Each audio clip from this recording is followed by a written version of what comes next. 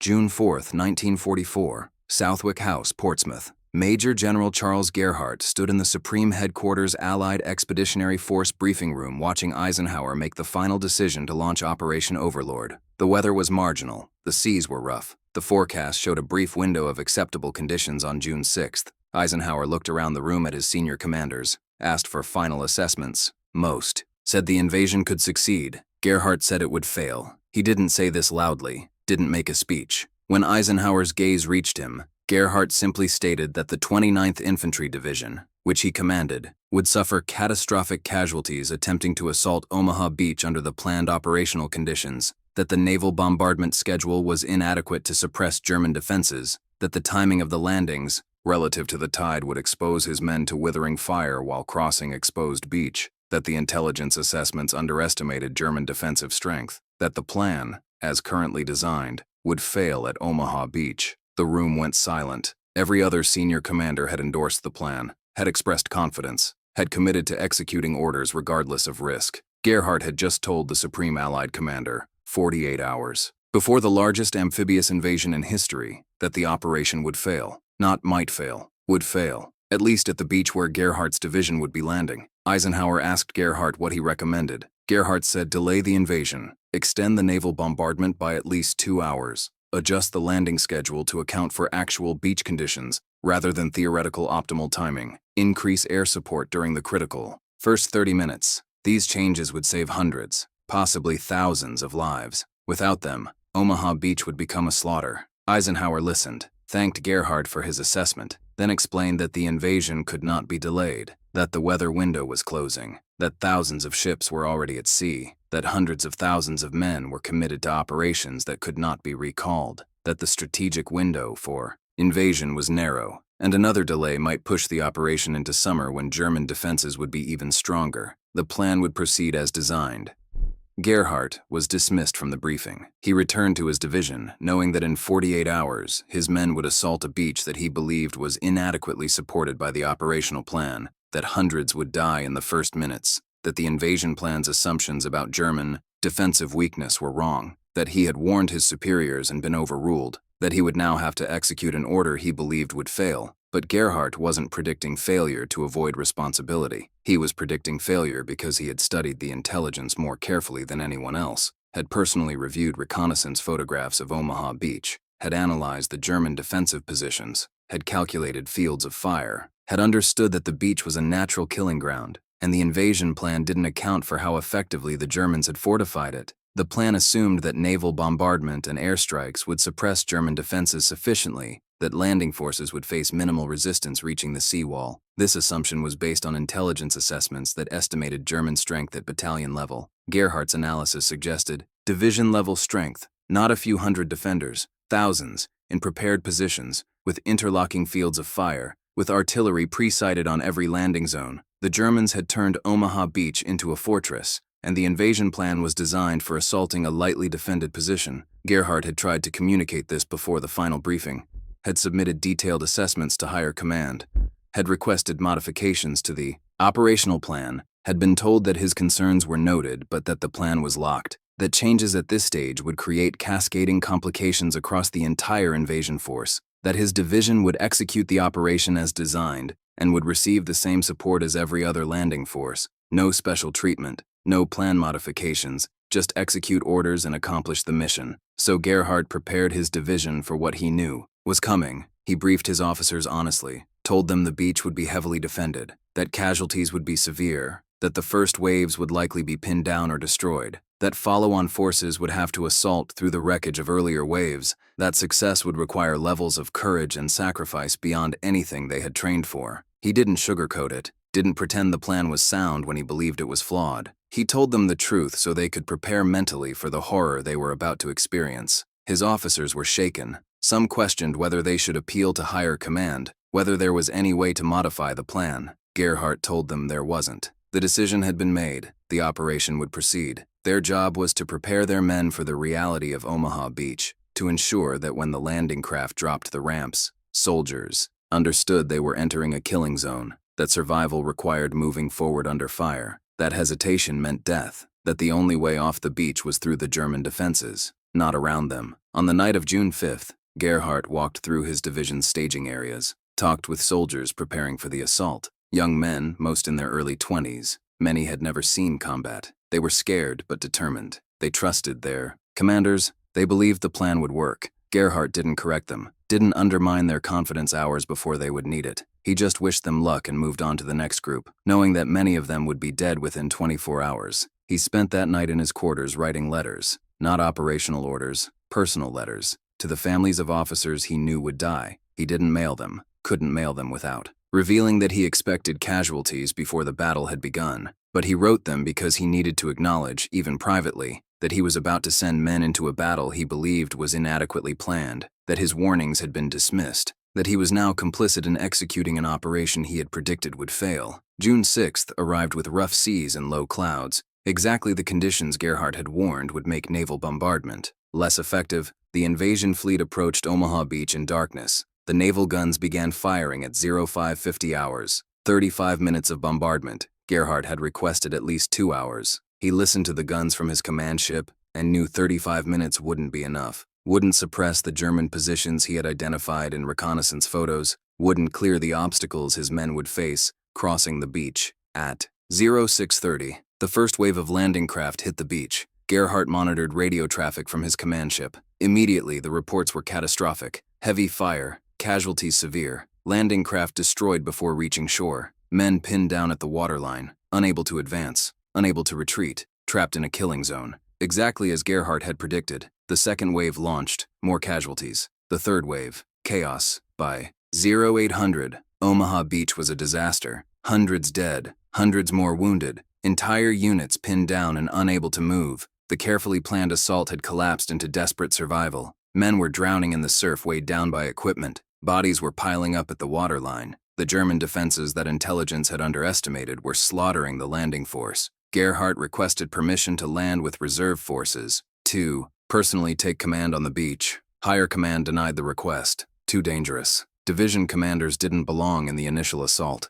Gerhardt argued that the situation required senior leadership on the ground, that his men were dying and needed command presence. Permission denied. He was ordered to remain on the command ship and direct operations from offshore. So he watched, listened to radio traffic describing the carnage, heard officers screaming for support, for naval fire, for airstrikes, for anything that would suppress the German guns that were destroying his division. He coordinated what fire support he could, called in naval bombardment on specific targets, requested airstrikes on defensive positions, but it wasn't enough. The German defenses were too strong, too well prepared, too effectively positioned. Everything Gerhardt had warned about was happening exactly as he had predicted. By mid-morning, the situation was desperate. The beachhead was barely established. Casualties exceeded 50% in some units. Commanders on the beach were reporting that continued assault was impossible, that they were pinned down and couldn't advance. That withdrawal might be necessary. The invasion at Omaha Beach was on the verge of complete failure. Then individual acts of courage began changing the equation. Small groups of soldiers found gaps in the German defenses. Rangers scaled cliffs that were supposed to be impassable. Destroyers moved dangerously close to shore to provide direct fire support.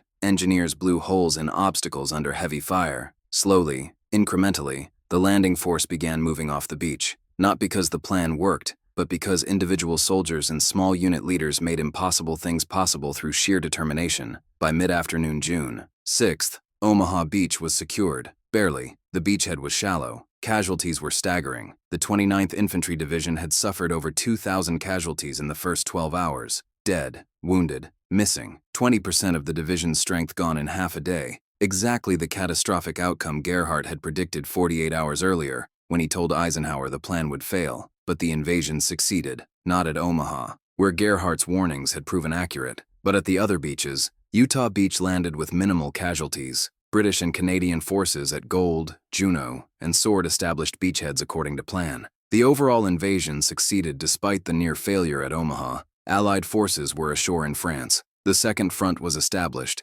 D-Day was a strategic victory, and Charles Gerhardt was quietly relieved of command. Not immediately, not publicly, not in a way that would draw attention to the fact that the general who predicted Omaha Beach would be a slaughter had been proven exactly right while being overruled by higher command. Instead, Gerhardt received orders transferring him to administrative duties in England, effective June 15th, 9 days after D-Day.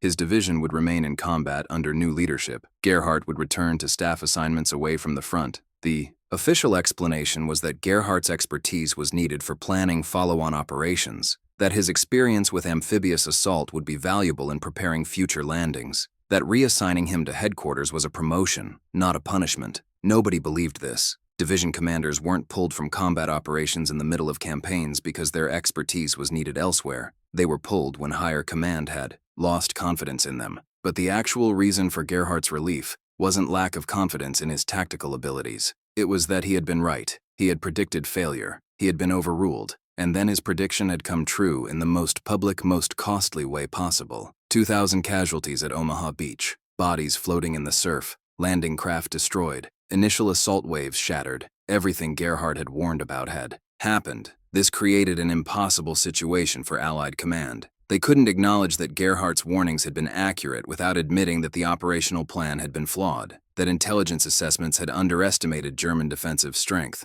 that the naval bombardment schedule had been inadequate, that the timing of the landings had exposed troops unnecessarily. Acknowledging these failures would undermine confidence in Allied planning capabilities, would suggest that D-Day's success had been despite the plan, not because of it. Better to remove Gerhardt quietly, to transfer him away from the division that had suffered catastrophic casualties while he had warned it would, to ensure that he wouldn't be interviewed by journalists about his pre-invasion predictions, to make him invisible so that awkward questions about why his warnings had been ignored wouldn't be asked. Publicly, Gerhardt understood this immediately. He had been punished not for failure but for being right, for predicting disaster and being proven correct, for making higher command uncomfortable by accurately assessing that the invasion plan was flawed. In military culture, being wrong while confident was forgivable. Being right while everyone else was wrong was unforgivable. It suggested that the institutional planning process had failed, that one general's analysis had been more accurate than the collective wisdom of Supreme Headquarters, that couldn't be acknowledged. So Gerhardt reported to his new assignment at SHAEF headquarters in London. He was given responsibilities for analyzing amphibious operations, for developing lessons learned from D-Day, for preparing recommendations for future landings. It was meaningful work, important work, but it was also clearly punishment. He had been removed from combat command and assigned to staff duties that kept him away from operational decision-making. His first assignment was writing an after-action analysis of Omaha Beach. The irony wasn't lost on him. He had predicted the problems, had warned higher command, had been overruled. Now he was being asked to analyze why those problems had occurred and how they could be prevented in future operations. He wrote a brutally honest assessment, detailed the intelligence failures, explained how German defensive strength had been underestimated, documented the inadequate naval bombardment, analyzed the timing failures, recommended procedural changes to prevent similar disasters. His report was classified immediately, not just restricted, classified at a level that ensured minimal distribution. The recommendations were noted. Some were implemented in planning for future operations, but the report itself was buried. Too many uncomfortable truths, too much implicit criticism of the D-Day planning process, too much evidence that Gerhardt had been right and higher command had been wrong. But Gerhardt wasn't the only officer who had questioned the Omaha Beach plan. He was just the most senior. Junior officers and intelligence analysts had raised similar concerns during planning, had identified the same problems, had been overruled by the same institutional confidence that the plan was sound. After D-Day, some of these officers tried to document that their warnings had been ignored, tried to ensure the historical record showed that the disaster at Omaha had been predicted by multiple sources. They were shut down systematically. Reports documenting pre-invasion warnings were classified. Officers who persisted in discussing their concerns were reassigned. The institutional response was clear. D-Day was a T-side success. Omaha Beach was a difficult but manageable challenge. Casualties had been within acceptable ranges. The operation had proceeded according to plan. Any suggestion that the plan had been flawed or that warnings had been ignored was undermining the achievement and wouldn't be tolerated. This created a false historical narrative. The official story of D-Day portrayed Omaha Beach as unexpectedly difficult due to bad luck and German defensive improvements that couldn't have been predicted. The reality was that multiple officers had predicted exactly what happened, had identified the specific problems that would occur, had been overruled because institutional confidence in the plan overrode individual analytical assessments, but that reality was classified and suppressed. Gerhardt watched this happening, watched the historical record being sanitized, watched officers who had been right being silenced, watched the institutional narrative being constructed to protect reputations and maintain confidence in Allied planning capabilities. He understood why military organizations couldn't function if every operational failure led to public recriminations, but understanding why the truth was being suppressed didn't make participating in the suppression any easier.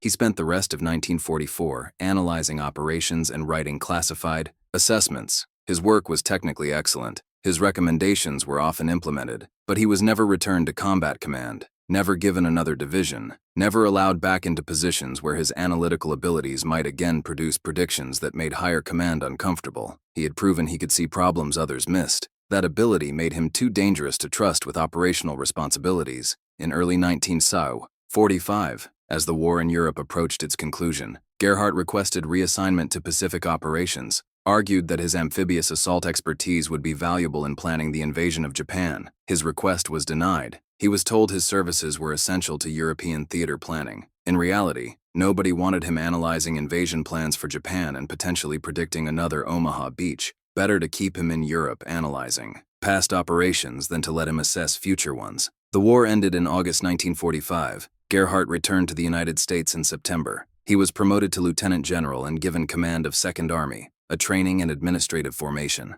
Not a combat command, not a position of operational significance, a staff assignment dressed up as a command position. He understood what this meant. His career had peaked on June 4, 1944, when he told Eisenhower the invasion plan would fail. Being proven right had ended any possibility of advancement to positions of real authority. He retired in 1948 at age 53, young for a general officer, but there was nowhere for him to go. The officers who had planned D-Day were now running the Army. Eisenhower, Bradley, the senior commanders who had overruled Gerhardt's warnings, were now the institutional leadership. They weren't going to promote someone who reminded them of their biggest planning failure. Better to ease him into retirement and ensure the embarrassing questions about ignored warnings wouldn't be raised by someone still in uniform. Gerhardt lived quietly in retirement. He didn't give interviews about D-Day, didn't discuss his warnings about Omaha Beach, didn't publicly criticize the operational planning. When historians contacted him, he provided factual accounts of his service but declined to discuss the controversy around his relief from command. He had learned that being right while everyone else was wrong didn't make you a hero. It made you a problem, and problems were removed quietly, not celebrated publicly. In 1954, the Army published its official history of D-Day. The Omaha Beach section acknowledged that casualties had been higher than expected, attributed this to unexpected German defensive improvements and unlucky timing, made no mention of officers who had predicted the problems, made no reference to warnings that had been ignored, presented the operation as successful despite unforeseen difficulties rather than successful. Despite flawed planning that some officers had identified before the invasion, Gerhardt read this history and said nothing. He had the classified documents proving his warnings had been accurate, had his after-action analysis documenting the intelligence failures, had evidence that the official history was sanitized, but challenging the official narrative would accomplish nothing. The institutional version was established. The officers who had planned the operation were now writing its history. Their version would be the accepted version regardless of evidence.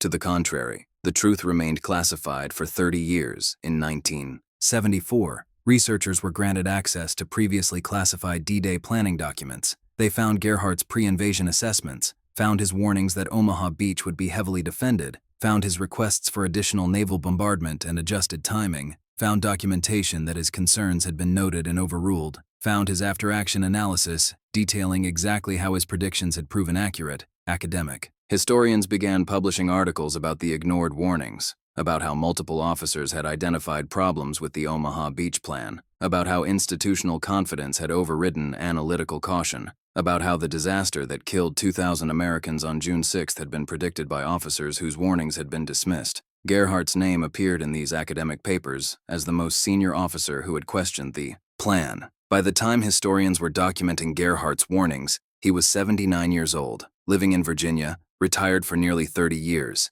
Researchers contacted him, asked for interviews about his D-Day predictions, about his relief from command, about what had happened when he told Eisenhower the plan would fail. He declined most requests. When he did speak, he was careful, factual. He described his analysis, his warnings, the casualties, but he didn't criticize the commanders who had overruled him, didn't argue that he had been punished unfairly, just stated what had happened and let historians draw their own conclusions. He died in 1980 at age 85. His obituary mentioned his service in World War II, his command of the 29th Infantry Division, his participation in D-Day. It didn't mention that he had predicted Omaha Beach would be a disaster, that he had warned Eisenhower 48 hours before the invasion, that he had been proven right and quietly punished for it. Those details were in classified archives that most obituary writers couldn't access. But military historians knew. They had documented Gerhardt's warnings, had analyzed why those warnings had been ignored, had calculated that better intelligence assessment and operational adjustments based on his predictions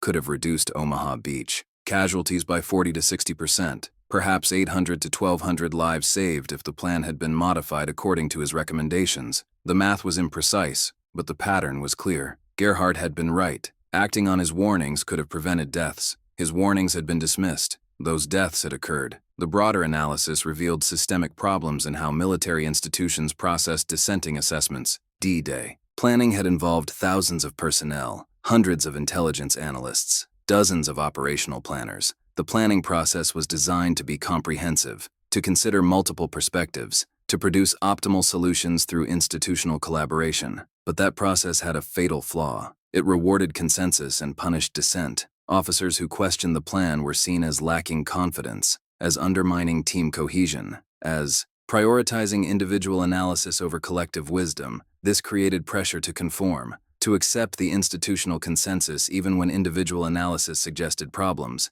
Gerhardt had resisted this pressure, had stated his concerns publicly, had insisted that the plan was flawed when everyone else was expressing confidence. That made him institutionally dangerous. The response to institutional danger was removal, not immediately, not obviously, but systematically. Transfer him away from positions where his analytical dissent might influence operations, assign him to staff roles where his insights could be contained and controlled, ensure that his accurate predictions didn't undermine confidence in the institutional planning process. The punishment wasn't for being wrong, it was for being right in ways that challenged institutional authority. This pattern repeated throughout military history. The intelligence officer who predicted Pearl Harbor and was dismissed as alarmist, the cryptanalyst who broke enemy codes and was erased from recognition, the cook who poisoned Hitler and was forgotten, the general who predicted D-Day failure and was quietly removed. All were right, all were punished, not because their institutions wanted to punish accuracy, but because acknowledging their accuracy meant acknowledging institutional failure.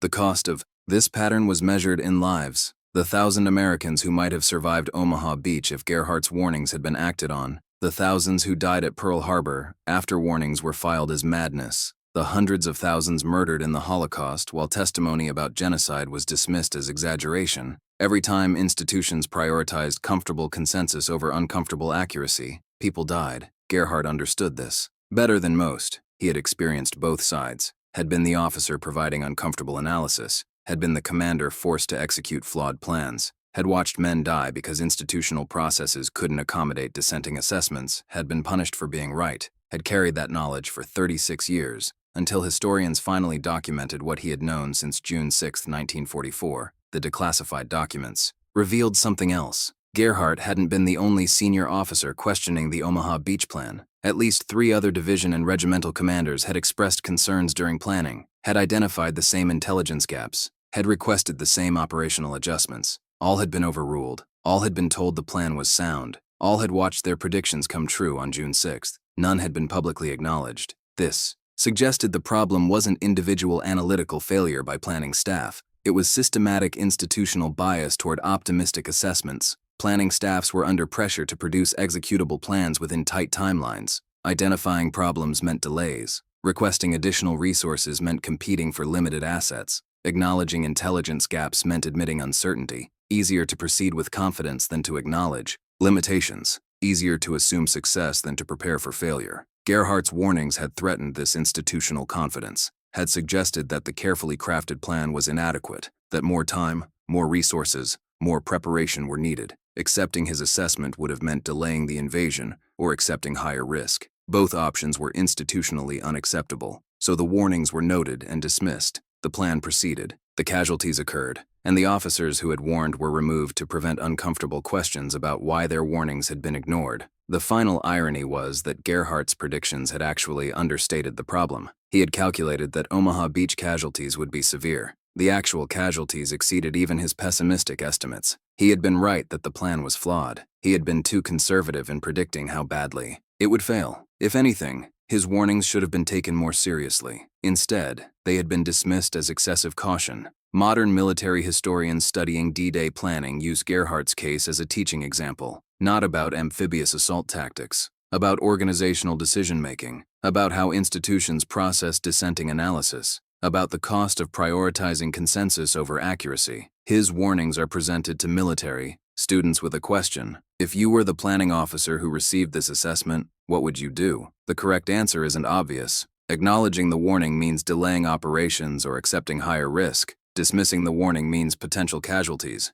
There's no clean solution, just difficult choices with uncertain outcomes. But the teaching case always ends with the same observation: the casualties at Omaha Beach were real. 2,000 Americans dead and wounded. Those casualties had been predicted. The prediction had been dismissed. The men died. That outcome wasn't uncertain. It was historical fact, and the officer who had predicted it had been removed from command for being right. That pattern, of punishing accurate dissent to protect institutional confidence, was what needed to change. Whether it had changed in the 60 years since D-Day was left as an open question for students to consider. Gerhardt never taught that class, never lectured at military academies about his experience, never wrote memoirs explaining what had happened. He had learned that institutions didn't reward people who made them uncomfortable, that being right while everyone else was wrong didn't make you valuable, it made you dangerous, and dangerous people were removed quietly, their warnings classified, their contributions erased, their accuracy acknowledged only after they were safely dead and couldn't embarrass anyone by discussing what had actually happened. The general punished for predicting. Normandy's failure proved right on D-Day. 2,000 casualties. Exactly the disaster he had warned about. Exactly the outcome that could have been reduced if his warnings had been acted on. He spent the rest of his career in staff assignments, retired early, lived quietly, died knowing he had been right, and that being right had ended his career. The institution he served valued consensus over accuracy, confidence over caution, comfortable lies over uncomfortable truth. And when the comfortable lies led to catastrophic casualties, the institution punished the people who had told uncomfortable truths, not the people who had believed comfortable lies. That was the real lesson of Omaha Beach, not about amphibious tactics or intelligence failures, about what institutions do to people who are right at the wrong time. They file their warnings, execute the flawed plans, count the casualties, and then quietly remove anyone who might remind them that the disaster had been predicted, the warnings had been clear, and the deaths had been preventable. Charles Gerhardt predicted it all, and died 36 years later, knowing that every word he had said on June 4, 1944, had been proven accurate by the bodies floating in the surf 2 days later.